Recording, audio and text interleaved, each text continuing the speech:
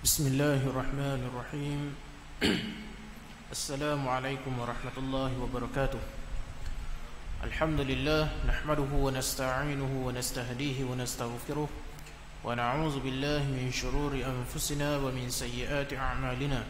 Man yahdihillahu fala mudilla lahu wa man yudlilhu fala hadiya lahu. Asyhadu an la ilaha illallah wahdahu la syarika lahu wa asyhadu anna Muhammadan 'abduhu wa rasuluh. Ar-rahmatul muhdah wa ni'matul musdah. والعاقبة للمتقين ولا عدوان إلا على الظالمين.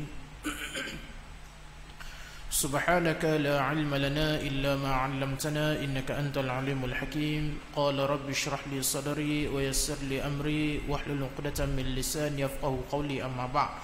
Alhamdulillah, pertama-tamanya dan selama-lamanya sama-samalah kita memanjatkan setinggi-tinggi kesyukuran kehadrat Allah Ta'ala, kerana dengan limpah kurnianya sama-sama kita pada malam yang berbahagia ini sama-sama dapat kita berkumpul untuk sebentar tadi kita tunaikan solat fardu maghrib isya berjemaah.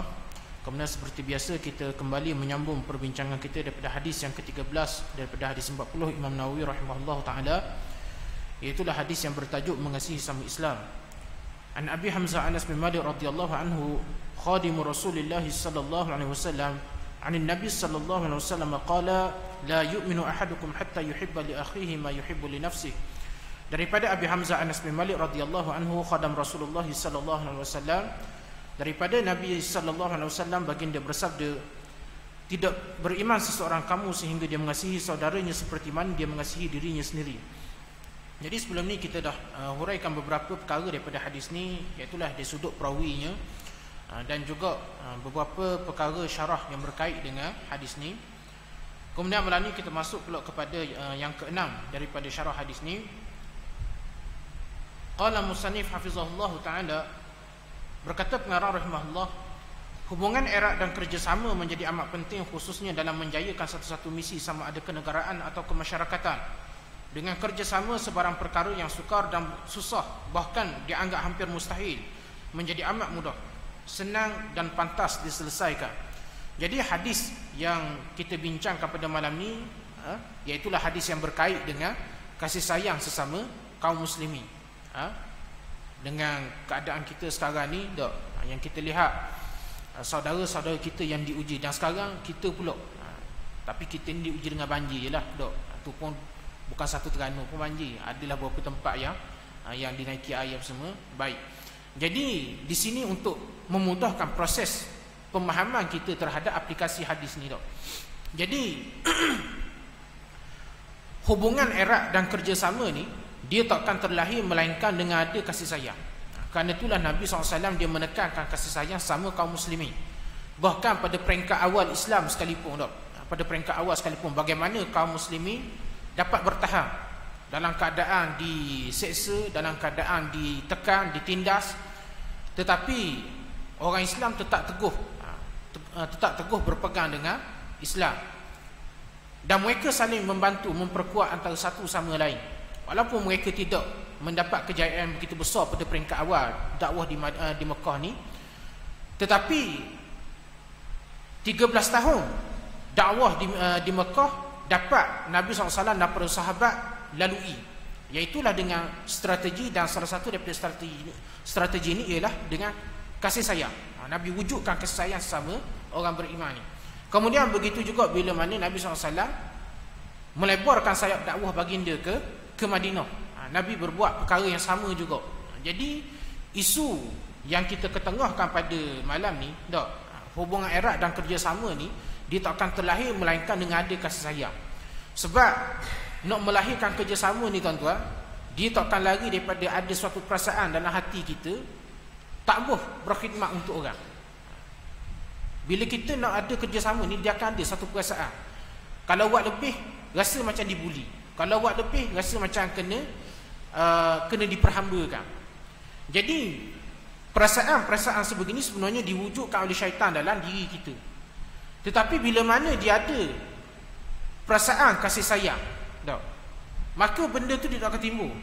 Tuan-tuan untuk nak mudah faham benda ni, kita melihat bagaimana kasih sayang antara suami dengan isteri, ayah dengan anak, mak dengan anak dia. Jadi Bagaimana pengorbanan boleh dilakukan? Contoh macam ayah. Ayah bekerja pagi, petang, siang, malam. Pergi pagi, balik petang, pergi petang, balik malam, pergi pagi, balik petang, pergi petang, dah balik-balik. Jadi maknanya kerja tu membanting tulang. Kalaulah ayah ni dia tidak ada perasaan kasih sayang, adakah dia boleh bekerja sedemikian rupa? Boleh tak dia nak orang kata membanting tulang sedemikian rupa? Pasal apa dia boleh bekerja sebegitu rupa? Sebab perasaan kasih sayang kepada anak dengan isteri dia. Dia ada perasaan benda tu. Cuma gitulah, orang lelaki ni orang dak bincang dia gitu dah. Orang lelaki kan, kasih sayang ayah ni orang dak bincang, orang bincang kasih sayang mak je. Seakan-akan menyayangi keluarga ni mak je dah. Ayah gitulah. Tapi tuan-tuan, orang jadi ayah, jadi suami ni dia tahulah. Dia kasih sayang ayah ni dia memang gitu. Kasih sayang ayah ni masa dia ada, anak dia akan rasa. Anak dia akan terasa kasih sayang ayah dia. Bila dia mula rasa kasih sayang ayah dia, bila baru dia kenal kasih sayang ayah dia, bila ayah mati. Ayah mati, ayah tak ada, masa tu baru dia rasa dengan pengorbanan dan kasih sayang ayah dia ni. Cuma kita bukanlah nak mengungkit pasal pengorbanan apa semua. Cuma yang kita nak beritahu di sini ialah bagaimana seorang suami, bagaimana seorang ayah dia boleh berkorban benda tu. Hatta kalau kita tengok keluarga yang susah umpamanya bila nak raya, kalau anak dengan isteri, seorang ketua keluarga dia akan cuba usahakan dapat baju baru. Dia baju raya 3-4 tahun lepas tak apa. Pergi main raya pakai baju hujan tak apa. Tu je baru sekali ada. Tapi anak dengan bini wajib kena ada baru. Dia buruk kali tak apa. Jadi bagaimana benda ni boleh dilakukan? Dengan sebab adanya perasaan kasih sayang. Begitu juga bagaimana seorang ibu dia boleh orang kata bersambung nyawa melahirkan anak. Kalau ikut pada sakit itu tak ambuh dah. Tak ambuh dah kalau kita tengok orang puang dah. Tuan-tuan, sakit kedua lepas sakit mati ni ialah sakit beranak. Sakit yang kedua. Sakit yang kedua, dia sakit yang pertama sekali dalam dunia ni sakit mati. Hak ni semua orang akan rasa. Tapi sakit yang kedua selepas sakitnya mati ialah sakitnya beranak. Sakit melahirkan anak ni tuan-tuan, ni orang lelaki dok rasa lah. Orang lelaki habis-habis rasa pun sakit sunat je. Tu pun dok berani kali kedua. Ada dok lelaki berani nak sunat kali kedua, kali ketiga. Tak berani. Pada sekali tu je. Tapi orang puan macam mana dia boleh orang kata dengan lemah dia, dengan dia tidak sekuat kudrat dia ni, tidak sekuat tenaga lelaki. Tapi beranak tu orang kata sampai 3-4 kali, 7-8 kali boleh lagi. Kalau ikut pada sakit tu pada kita, kalau kita lelaki ni rasa dah sanggup rasa. Sebab tu tuan-tuan, perasaan kasih sayang. Ini nak cerita bagaimana Allah Ta'ala letak perasaan kasih sayang yang besar pada ibu, pada orang puan. Allah Ta'ala dah letak benda ni pada lelaki. Tapi bukan makna lelaki dia tak ada perasaan sayang. Bukan makna dia tak ada perasaan kasih pada keluarga dia. Dia ada. Cuma dalam bab perasaan, hak ni tak boleh lawan orang puan. Bahkan tuan-tuan dia pernah dibarat lah. Orang ni kerja orang putih. Dia pernah buat, dia dekat hospital ni tuan-tuan, dia ada alat simulator lah dia panggil. Alat simulasi kesakitan. Maknanya nak tahu darjah kesakitan tu, dia ada alat tu. Dia adalah benda macam wayar dia tepek dekat badan kita. Kemudian dia aktifkan alat tu, kita akan rasa sakit tu. Jadi nak tahu orang lelaki ni mampu ke tak tanggung sakit beranak. Jadi orang puan ni dia punya, bila dia beranak, dia adalah sakit-sakit dia tu, tahap kesakitan dia tu. Jadi dibuat ujian. Diambil lah 2-3 orang orang lelaki, teh pakai alat ni, rasa sakit beranak. Bila dipasang alat tu rasa dia darjah kesakitan beranak tu, jerit tu lelaki tu. Jerit. Sebab mana? Dah tahan sakit beranak. Dah kalau tanya, kalau orang lelaki ni Allah Ta'ala, kalaulah dia orang lelaki ni boleh beranak, dia nak beranak tak tambah. Sebab tu tuan-tuan, kerja beranak Allah Ta'ala dah beri kau lelaki, Allah Ta'ala beri kau puan. Kalau kerja beranak ni Allah Ta'ala beri kau lelaki, tengok lah, dah ramai umat manusia atas muka bumi ni. Dah main seorang sekali beranak dah berani dah. Orang lelaki sakit sunat sekali, tak sunat dah tu. Dah, cuba beri sakit beranak. Memang sekali tu je, dia akan berani dah. Tetapi orang puan dengan perasaan dah, dengan perasaan kasih sayang yang besar Allah Ta'ala beri kepada dia, maka dia dapat melakukan tugas beranak tu Ada orang siapa 16 orang anak. Pada dia seorang je. Dia ada adalah seorang ustaz. Dok, dia ceritakan. Dia beri pilihan ke bini dia. Dia nak anak ramai. Sama ada bini dia nak kilang satu je ataupun nak kilang dua ataupun 3, 4. Kalau kilang banyak, daya beranak banyak. Tapi tok lelaki nak anak banyak. Jadi tok hok bini ni rela. Rela kilang je. Beranaklah dia. Siapa anak 11 ke 12 orang gitu ramai. Ramai anak dia. Jadi tuan-tuan, bila mana dia ada perasaan kasih sayang, maka baru dia boleh wujud pengorbanan. Itu kita nak ketengahkan nak cerita tu. Pasal beranak, pasal sunat-sunat tu dah ayah cerita lah. Dok, bukan besar sangat pun sunat orang lelaki ni. Tapi makna nak cerita tu, orang lelaki pengorbanan ni dia sudut dia menjadi ketua keluarga. Walaupun orang dak bincang, orang dak berapa nak cerita, dia kalau cerita kasih sayang keluarga ni, orang cerita mak je. Dok, ayah ni macam kita tak dok. Jadi, tetapi pengorbanan seorang ayah, pengorbanan seorang ketua keluarga ni, dia berlaku kerana dia ada kasih sayang. Apa jadi kalau kasih sayang tak ada, dia tak akan buat pengorbanan. Dan kita melihat adanya dalam masyarakat kita orang yang kata jadi ketua keluarga. Dia ada satu dekat kampung saya, dia ada, tapi orang tu bukan orang Terengganu, kan orang Kelantan lah. Cuma anak dia tu mai kerja. Umur 3 tu dah ambil PMR, mai kerja sini. Dan dia ni sebab ustaz sekolah saya, dia tokek, dia ada kedai makan. Dia sebenarnya dia bukan kedai makan dia pun, adik dia punya lah, tapi dia kerja dengan adik dia juga. Jadi ada salah seorang pekerja dia ni tuan-tuan nak cerita, jenis ayah tak bertanggungjawab. Ni nak cerita dia ada juga jenis ayah, dia tak ada perasaan sayang ke anak dengan bini, tapi nikah pak anak dia ramai. Tapi jenis gitulah, jenis buat anak lepas tu tinggal. Macam kucing ni. Perangai dia. Dia memang kini memang berlaku sungguh ni. Memang berlaku sungguh. Dia memang ada orang gitu. Walaupun dia ada anak, dia ada isteri, tapi dia tak ada perasaan sayang. Oleh kerana tu perlindungan terhadap anak dia, isteri dia, dia serah pada bini dia berlaku. Lepas dia tu dia pergi kat bini lain pula. Lepas bini dia beranak semua, dia pergi kat bini lain pula. Dia ada 4 orang bini. Dan budak ni memang kesian lah hidup dia ni. Umur 3 tu dah reti semayang. Tapi bagus, sahabat saya ni, dia latih pekerja-pekerja dia, diwajibkan. Dia wajibkan giliran solat masa bekerja tu semua. Jadi nak ceritanya, ada juga jenis orang, dia tidak ada perasaan sayang kepada anak dengan isteri. Dia tahu nak melampiaskan nafsu dia saja. Maka kita melihat keluarga yang porok-poranda sebegini, ada juga. Tapi pengorbanan tu tak akan berlaku kerana dia, sebab dia tak ada perasaan sayang. Itu nak cerita. Jadi begitu juga tuan-tuan, kita nak mewujudkan kerjasama dalam masyarakat, nak mewujudkan pengorbanan dalam masyarakat, dia kena ada perasaan kasih sayang. Bila kita orang Islam tidak ada kasih sayang sama kita, maka berlakulah orang kata sikap mementingkan diri sendiri. Sehingga bila mana diserukan boikot tu, usaha nak memboikot, maka ada pula dia ada sindrom yang disebut whataboutism. Maksudnya sindrom dah ni bapa nak boikot, hak ni bapa nak boikot. Jadi dia kaedah dia gini tuan-tuan, kita mungkin tak mampu nak boikot semua sekali, tapi ma la yudriku kulluh la tatruku kulluh. Benda yang kita tak boleh nak belaka, jangan tinggal belaka tu. Mana kita tak mampu nak buat belaka, tak mampu nak boikot belaka, kita boikot sebahagian. Dan di sini tuan-tuan, kita melihat kesan boikot yang dilakukan oleh masyarakat dunia. Hari ini tuan-tuan, yang melakukan boikot ni bukan orang Islam je.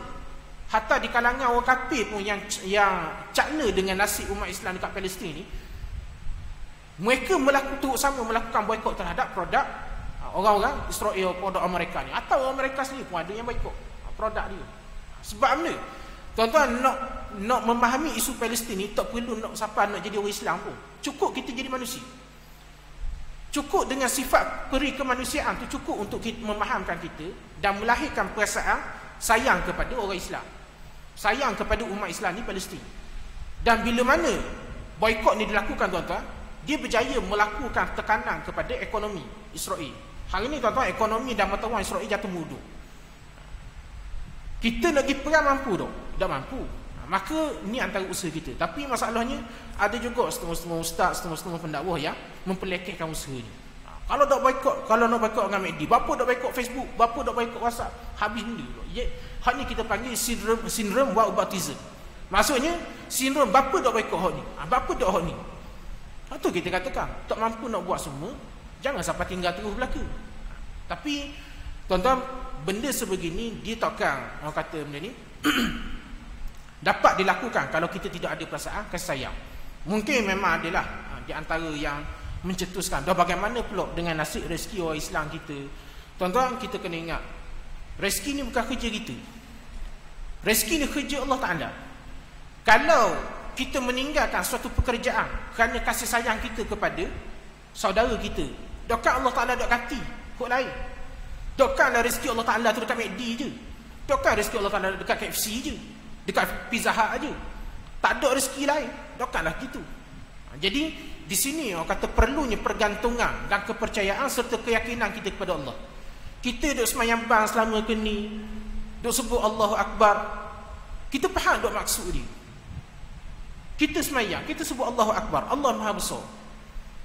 Adakah kita sebut masa kita takbir Allahu Akbar tu, adakah kita faham dengan sedalam-dalam makna, dengan sebenar-benar makna, ataupun kita cuma sekadar sebut sebab benda tu rukun? Maka penghayatan yang kurang sebegini yang menyebabkan kita hilang keyakinan kepada Allah.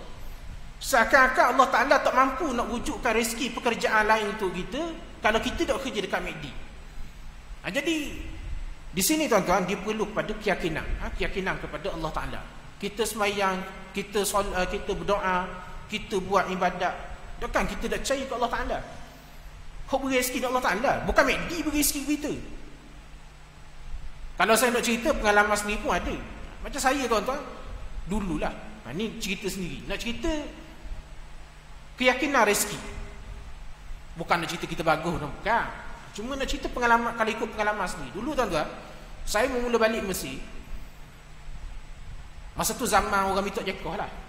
Dia tak ada lah, macam kerja kalau balik Mesir ni tak ada muka lain, minta jekoh je. Macam tu je kerja ada tanpa bumi ni. Tapi tak apalah, kita bukan kata salah. Sebab yelah, dari satu sudut orang nakkan pekerjaan yang tetap, rezeki yang ni orang kata pekerjaan yang terjamin, ada peceng apa semua. Tak apalah. Dan keluarga saya pun memang datang daripada orang kata keluarga hok jenis kerja kerajaan belaka. Ayah pun kerja kerajaan dulu apa semua. Jadi cumanya oleh kerana masa saya balik Mesir tu, adik-beradik memang duduk Terengganu belaka, cuma duduk sekali dengan mak ayah lah, tak ada duduk sekali, tak ada. Jadi kita hok balik masa tu jaga orang tua ni, ialah orang tua tuan-tuan. Dia dengan dok ingat dia, dengan hidung dok bau, telinga dok apa nak dengar. Mula-mula balik Mesir tu 3 puyuk angus rumah. Mak ambil punya kerja lah. Dah dia masuk kadang-kadang dia ingat dah. Dia panah laut, dia tinggal, dia dah ingat dah. Oh tu biasa lah benda gitu. Dengar orang tengah malam netuk kat dapur, bukan netuk gas tu lah, netuk puyuk. Dia rebus telur, dia dah ingat. Nak sahur pagi esok, dah ingat dah rebus telur, netuk puyuk. 3 puyuk angus. Jadi bila dapat, kita pun dah usaha lah. Masa tu dah kontak kenalan-kenalan di kalangan kabel lah. Masa tu main kabel lah. Konon nak dapat biar boleh duduk Terengganu. Tapi kebetulan tahun saya tu dok leh. Tahun saya tu semua pembahagian ni dia pernah dipanggil, kalau bahasa Arab dipanggil tauzek. Melayu ni dihantar ni lah, proses penghantaran tenaga ni. Dok reti nak sebut bahasa Melayu dia, dok ingat proses dia benda. Bahasa Arab dipanggil tauzek. Hak ni pun dia panggil bahasa Melayu lah. Hak ni atau ke negeri mana-mana ni gitulah. Kenakan ber Johor. Tepat mengajar Johor, IPG dekat Selangor. Tu dalam keadaan tuan-tuan, hak masuk temuruga Jekoh masa tu, lebih separuh daripada kawan-kawan, bilangan kawan-kawan saya masuk Jekoh, dok luluh temuruga. Ambil luluh. Mana dak barang tu. Nampak je komang ni tapi luluh temuruga itu. Dan dah dipanggil untuk orang kata daftar berkhidmat. Tapi oleh kerana mak ayah tak ada orang nak jaga masa tu lah, adik-beradik bukan tak ada, cuma dah main duduk luar belaka tu. Dia payah dah lah. Akhir tinggal tolak. Masa tu kawan-kawan aku dengar, alah bodoh lah mu kata. Dia kata bodoh lah mu ingat senang nak boleh kerja kerajaan hari ni. Tolak gitu je. Tak apalah. Dah nak kata mana kerja ni boleh cari. Dok kerja cikgu pun boleh beli kambing, boleh tanam ubi. Tapi mak ayah nak cari mana? Nak kati mana mak ayah? Dan masa tu pro kontra jugalah dengan ayah apa semua. Tapi kita yakin rezeki dokkan Allah Ta'ala letak Jekoh saja rezeki. Dokkan tak ada kerja lain, dokkan tak ada rezeki lain. Dan alhamdulillah walaupun saya dok kerja kerajaan semualah, dok kerja kerajaan. Hidup je sampai hari ni, molek je. Boleh je beli kereta, beli motor boleh, tak ada masalah pun. Mana nak cerita tuan-tuan? Kita tolak suatu pekerjaan yang dilihat menjami masa depan, ada PCM semua. Sebab benda kita dahulukan mak ayah. Dan kalau kita tinggal kok, nak ayat siapa pula jaga masa tu? Jadi adik-beradik pun kebetulan ada 2-3 orang lagi yang belum balik Mesir semua. Jadi kita ambil peranan tu. Tak apalah. Tapi adakah Tuhan ada rezeki? Ni hidup pandai ni molek-molek ada. Tak ada pun isu. Bukan kata lapor tak puasa je lah kalau lapor pun. Tak ada pun maknanya bila kita tolak kerja kerajaan, kita pun tak ada kerja. Mepeh, tak ada benda. Tak. Tu nak cerita rezeki. Kita tolak suatu benda untuk buat benda yang betul. Dokkan Tuhan nak bagi rezeki? Kafir Tuhan bagi rezeki. Dokkan kita Islam Tuhan nak bagi rezeki? Dok kerja dekat Medi, tak ada kerja lain. Dia gitu je isu dia. Jadi tu nak cerita keyakinan. Saya cerita ini sebagai pengalaman lah. Bukan nak cerita kita bagus, bukan. Bukan nak cerita tu, cuma nak cerita kalau orang nak cakap pasal isu rezeki, percaya pasal rezeki, saya sendiri ada pengalaman. Jadi orang-orang yang mana katakanlah hok dibuang ni, orang kata diberhentikan kerja KFC, McD apa semua, cari kerja lain. Rezeki Allah Ta'ala dak kasih sempit tu. Ulat dalam batu boleh makan, dokkan kita Tuhan dak beri rezeki. Kafir kenyanyan do. Kafir hok lawan Tuhan kenyanyan do. Dokkan kita orang Islam Tuhan dak beri rezeki. Bahkan kita buat kerana kasih sayang kita kepada saudara seagama kita dekat Palestin. Dokkan Tuhan dak bantu. Kemudian pujangga berkata, jangan menganggap semua kritikan yang diarahkan kepada anda sebagai satu permusuhan. Tetapi ambillah faedah yang ada dalamnya tanpa perlu melihat maksud orang yang mengkritik itu. Kerana ketika itu anda lebih memerlukan perbaikan daripada pujian. Kemudian ada ni pujangga Arab lah. Pujangga Arab dia menyebut, jangan kita menganggap semua kritikan ni sebagai suatu benda yang nak menjatuhkan kita. Orang yang cerdik tuan-tuan, orang yang bodoh, dia akan melihat semua kritikan sebagai nak menjatuhkan dia. Tapi orang yang cerdik dia akan melihat di sebalik kritikan ada peluang bagi dia. Peluang dia, peluang memperbaiki diri. Tuan-tuan, siapa orang yang suka mengkritik kita? Musuh kita. Musuh kita, dia mengkritik kita sebab nak menjatuhkan kita. Maka demi nak menjatuhkan kita, apa yang dibuat dalam kritikan tu, dia akan cari kelemahan-kelemahan kita. Kita ada tak sahabat yang suka mengkritik kita? Ada tak? Ada, tapi kita tak akan kawan dengan orang gitu. Kalau kita ada kawan yang jujur dengan kita dok, dia tegur, yang suka menegur kesilapan kita, ajak kita buat baik apa semua, adakah kita akan kawan dengan gitu? Dok. Ya, sebahagian orang dia suka dengan sahabat sebegini. Tapi majoriti manusia dia akan suka orang yang suka mengkritik dia. Hatta kalau orang tu kawan dia sendiri pun, kawan baik dia, saing rodong dia, tapi dah jenis berahi nasihat sangat, ada panas linga orang dengar. Akhir tak kawan. Biasa gitu. Hok dia suka kawan mana yang suka memuji. Sifat manusia dia suka dipuji. Tapi ingat tuan-tuan, banyak pujian ni dia lebih menjatuhkan kita daripada menaikkan kita. Ada setengah pujian dia bagus. Kita tak kata semua pujian tak bagus. Bahkan Nabi sendiri pernah memuji sahabat. Tapi kita melihat bagaimana kaedah Nabi SAW dalam memuji sahabat. Nabi tak puji sampai tahap membodek. Tak ada. Memang dia ada setengah pujian ni bagus. Bahkan kalau kita belajar dalam ilmu motivasi, ada setengah-setengah pujian ni diperlukan untuk menaikkan self-esteem. Dia macam kita panggil kepercayaan diri. Macam pelajar-pelajar yang lemah, yang tak ada keyakinan diri. Kadang-kadang dia perlu orang yang puji dia sikit. Puji tu bukan nak bodek sangat. Tahu dah memang dia bodoh, memang dia cerdik mana. Tapi kalau kita menjatuhkan lagi dia akan lagi down. Tapi kita puji sedikit demi kebaikan, sedikit demi sedikit kebaikan dia. Lama-lama dia akan naik perasaan yakin diri. Tapi tak boleh pula pujian tu sampai tahap membodek. Ada orang tuan-tuan, puji tu sampai tahap membodek, sampai melampau-lampau. Hak ni hak Nabi larang. Pujian yang menjatuhkan. Tapi lumrah manusia dia suka cari kawan yang memuji. Jarang orang suka kawan dengan orang yang membetulkan dia, nasihat dia. Jadi jarang orang suka kawan dengan orang gini. Dan kita sendiri pun kalau kita boleh tengoklah. Cuba kita bilang dalam kalangan kawan-kawan kita, ramai mana yang mengkritik atau yang memperbetulkan kita, dan kawan yang suka memuji. Kebanyakan kita akan pilih kawan yang suka puji kita. Walaupun pujian tu mengarut je. Dia puji kita bijak, padahal kita bukan bijak mana pun. Dia puji kita smart, kita banyak witi, padahal kita miskin je. Tapi pujian tu orang kata pujian yang mengarut. Tapi kita suka dengar benda gitu.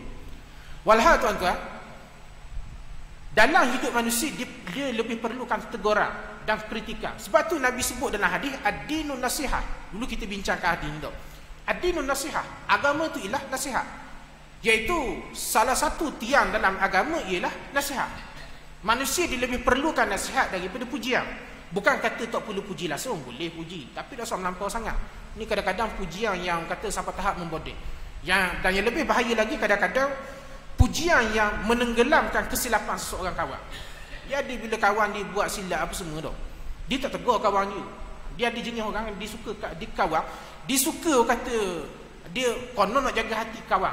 Nak jaga hati, nak jaga perasaan kawan. Lalu bila sahabat dia buat salah, dia tak tegur. Bahkan dia backup lagi kesalahan. Ini berat. Kawan ini berat. Dan seingat saya lah pengalaman kita bertemu dengan orang sebegini, bahaya tuan-tuan. Kawan gini cukup bahaya. Kita bila berkawan ni tuan-tuan, kita kena ingat matlamat orang beriman bila mana dia berkawan, matlamat dia ialah sampai ke akhirat. Kita orang beriman, wawasan kita berkawan sampai dekat akhirat, bukan setakat tahun dunia. Orang kafir dia kawan setakat tahun dunia je. Sebab tu dia tak berapa kisah kawan dia buat silap semua. Tapi kita orang beriman tidak begitu. Nabi mengajar kita bila kita bersahabat, kita berkeluarga, kita beranak pinak, kita ada kaum kerabat kita, maka diajar kita ad-dinun nasihat. Agama tu nasihat. Nasihat rakyat kepada pemimpin, pemimpin kepada rakyat, nasihat antara rakyat dengan rakyat. Semua tu ada nasihat belaka. Maka kenapa nasihat ni ada? Kerana wawasan orang beriman, persahabatan ialah sampai ke akhirat. Ia tak sama macam orang kafir. Orang kafir ni dikawan setakat tahun dunia je. Maka nak menjadikan persahabatan tu sampai ke akhirat, dia perlu dipelihara persahabatan ni atas dunia. Macam mana cara nak jaga persahabatan?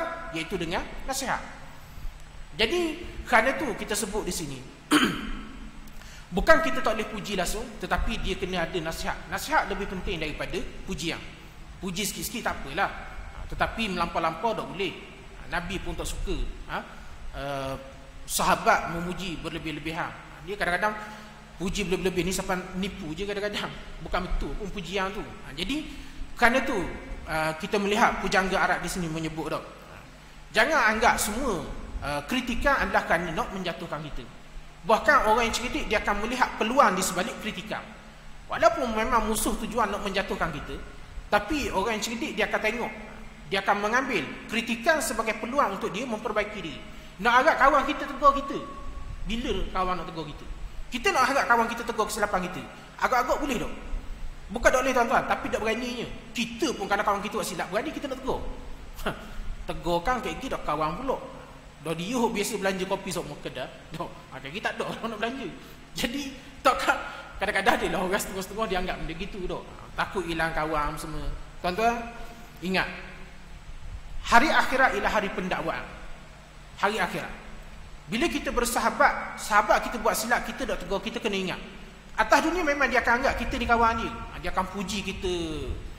Ni kitalah, bahawa kitalah sahabat di dunia akhirat. Kitalah kononnya orang yang paling memahami dia.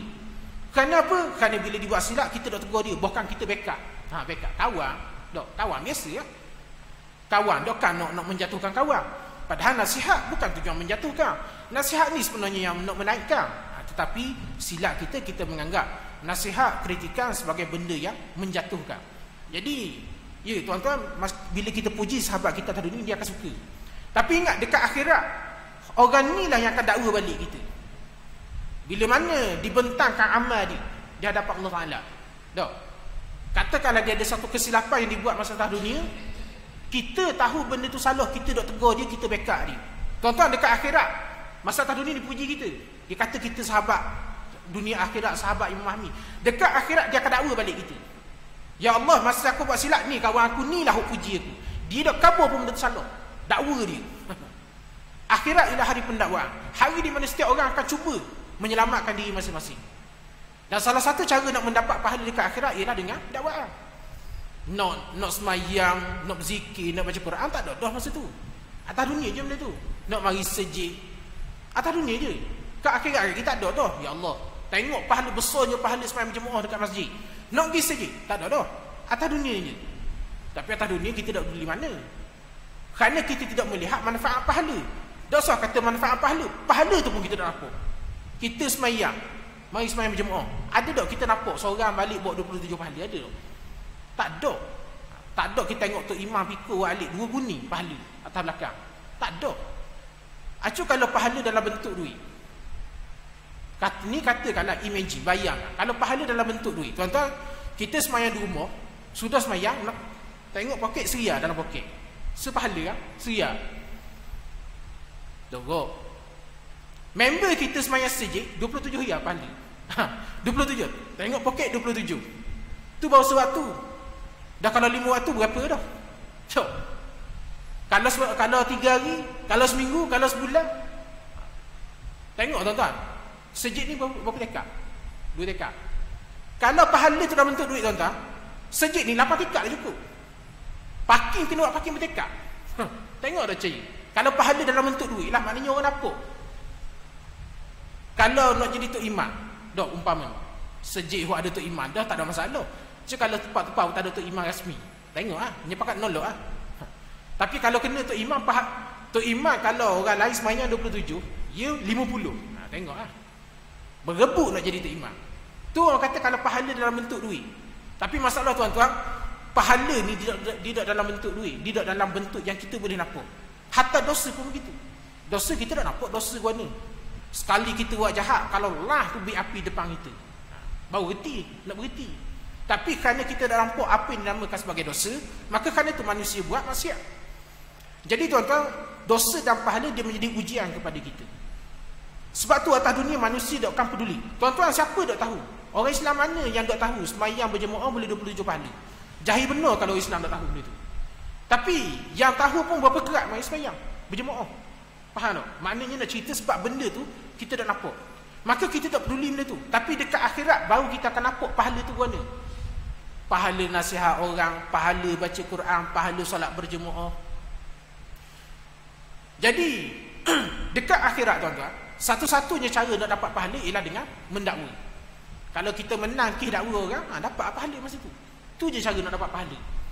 Jadi kerana tu atas dunia ni tuan-tuan, kita pastikan, kita kena pasti orang-orang yang ada hak ke atas kita, anak kita, isteri kita, sahabat kita, jiran kita, orang-orang yang ada hak, punya hak ke atas kita, tunaikan hak dia.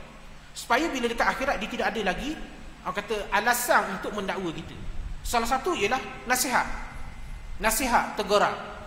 Bila kita bersahabat, tanda sahabat yang baik ni tuan-tuan, bukan yang banyak puji, bukan yang banyak belanja. Tetapi sahabat yang sejati, sahabat yang sebenar, ialah sahabat yang banyak menegur kita. Maka atas dunia ni tuan-tuan, cari sahabat-sahabat yang sebegini. Kita melihat bagaimana para sahabat ridwanullahi alaihim bersahabat dengan Nabi. Mereka minta nasihat dengan Nabi.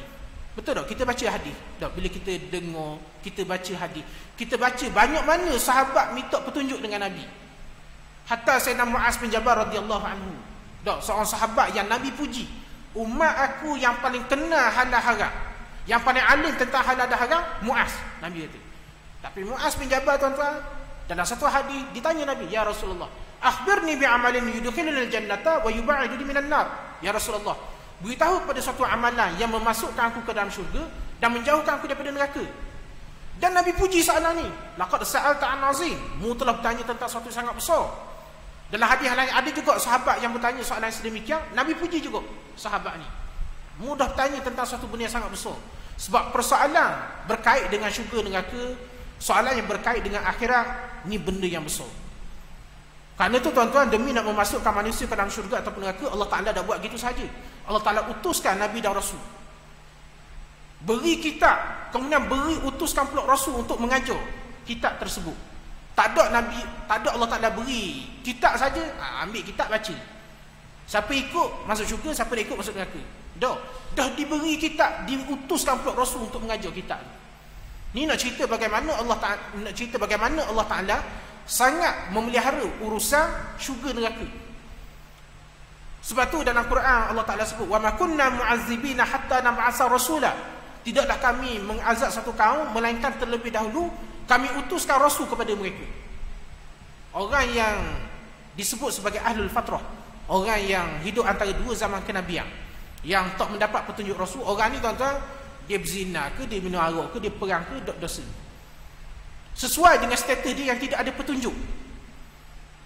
Sebab tu Allah Ta'ala sebut dalam ayat tu, kami tidak mengazab sesuatu kaum ni melainkan terlebih dahulu kami utuskan rasul kepada mereka. Jadi tuan-tuan, isu akhirat ni isu yang besar. Maka kita nak bersahabat, kita nak berkeluarga, kita nak bekerja, cari orang-orang yang berada di sekeliling kita yang boleh membawa kita ke arah akhirat. Bukan yang setakat boleh beri kerja gaji besar, bukan yang setakat boleh beri rumah besar, bukan setakat bini yang bekerja boleh tolong kita buat pinjaman, bukan begitu. Tapi kita cari pasangan yang membantu urusan agama kita.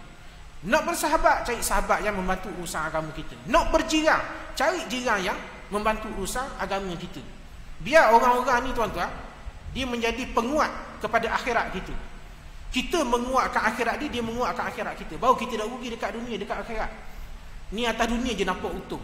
Kau atas dunia je nak cari untung. Dekat akhirat tak mikir dah. Sedangkan Allah Ta'ala sebut wal akhiratu khairun wa abqa. Akhirat ni lebih baik dan lebih kekal. Maka kerana itu, jangan kita menganggap semua kritikan adalah untuk menjatuhkan kita. Ingat, orang yang bodoh dia akan sentiasa melihat setiap nasihat, setiap kritikan adalah untuk menjatuhkan dia. Tapi orang cerdik, dia akan melihat, bahkan orang cerdik ni tuan-tuan, dia cari kritikan musuh dia. Orang cerdik, dia akan cari kritikan musuh daripada pujian sahabat. Sahabat puji dia tak peduli mana. Tapi bila musuh, dia akan cari kritikan musuh pada dia. Sebab dia tahu, kalau musuh kritik dia, mesti dia kritik benda yang betul. Sebab benda, musuh nak menjatuhkan dia. Musuh nak menjatuhkan dia, dia gunakan peluang tu untuk menaikkan diri dia. Ini orang cerdik. Bagaimana kita melihat sahabat begitu juga. Sahabat mereka sangat peka dengan urusan akhirat mereka, peka dengan urusan ibadat mereka. Kerana tu mereka ni sentiasa minta petunjuk dengan Nabi. Macam Sayyidina Muaz yang kita ceritakan tadi tu, sentiasa minta petunjuk dengan Nabi. Umar Al-Khattab radhiyallahu anhu, Nabi sebut, "Lau kana nabi yang ba'di lakana Umar." Kalau ada lagi nabi selepas pada aku, Nabi kata, nescaya nabi tu ialah Umar. Bukan kata Sayyidina Umar tu nabi dah. Umar dah jadi nabi. Tapi Nabi kata, kalau ada lagi nabi lepas pada aku, kalau ada lagi nabi selepas aku, Nabi tu, nescaya Nabi tu ialah Umar. Maknanya nak cerita tuan-tuan, tinggi dan hebat serta agung kedudukan Sayyidina Umar ni di kalangan sahabat. Dia beza umur dengan Nabi jauh. Umar ni, dia beza umur dengan Nabi jauh. Tapi nak banding dengan, orang kata Sayyidina Uthman, nak banding dengan Abu Bakar, umur dia ada kelebihan ni. Kita tak kata Uthman tak ada kelebihan. Uthman ada kelebihan. Abu Bakar ada kelebihan. Tapi umur juga dia ada kelebihan dia tersendiri. Sehingga kan Nabi sebut pada Umar, tak, Umar ni kalau lalu satu jalan, setan tak akan ikut dah jalan. Ia bukan macam kita tuan-tuan. Kita tak usah kata orang biasa, ustaz balik mengajar kena kejar dia tu raya. Mana nak cerita, tak usah kata setan tak ikut. Setan kejar tu. Nak cerita beza kita dengan Sayyidina Umar. Tapi Sayyidina Umar tuan-tuan, dia antara sahabat yang juga banyak meminta petunjuk daripada Nabi SAW. Ini orang kata contoh sahabat, contoh persahabatan yang unggul, contoh sahabat dan contoh persahabatan yang unggul. Kalau kita nak tengok bagaimana Nabi dengan sahabat, Nabi sentiasa memberikan nasihat, memberi petunjuk kepada sahabat. Sahabat bersahabat dengan Nabi, mereka sentiasa minta petunjuk dengan Nabi SAW. Ini persahabatan dalam Islam. Bukan hok jenis muji, bukan hok jenis duduk belanja kedai China semua, bukan hok tu. Tak. Kalau belanja-belanjalah, tak ada masalah. Tetapi cari sahabat yang orang kata menasihati kita ni. Isyak dah. Isyak dah. Isyak ke dah? Okay.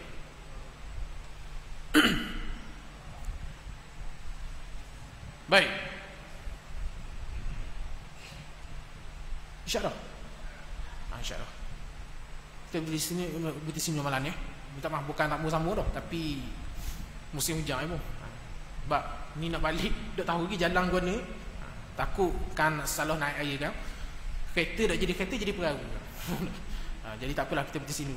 Kerana meraihkan meraihkan. Tahu dah isyak awal ni, tapi masalah hujan pula ni. Ambil nak balik pun jauh kot ni. Takut tak ada siapa kan. Jadi tak apalah, kita berhenti sini dulu. InsyaAllah kita akan sambung balik perbincangan kita ni pada siri kuliah yang akan datang. Jadi mudah-mudahan segala apa yang disampaikan pada malam ini sama-sama dapat kita ambil manfaat dan kita amalkan. Mohon maaflah kalau ada di atas segala kekurangan pengisian malam ni. InsyaAllah. Sebenarnya saya target nak habiskan hadis ni malam ni, tapi tak ada juga. Tapi tak apa, insyaAllah kita akan habiskan pada kuliah akan datang. Jadi mudah-mudahan walaupun mungkin tak banyak info ataupun input yang disampaikan pada malam ni, tapi mudah-mudahan dia memberi manfaat yang besar kepada kita. Jadi cukup sekadar saja. Aku qauli hadza wa astaghfirullah allazi wa lakum. Wassalamualaikum warahmatullahi wabarakatuh. Rabbana atina fid dunya hasanah wa fil akhirati hasanatan wa qina azaban nar. Wa sallallahu ala sayyidina Muhammad wa ala alihi wasallam. Walhamdulillahi rabbil alamin.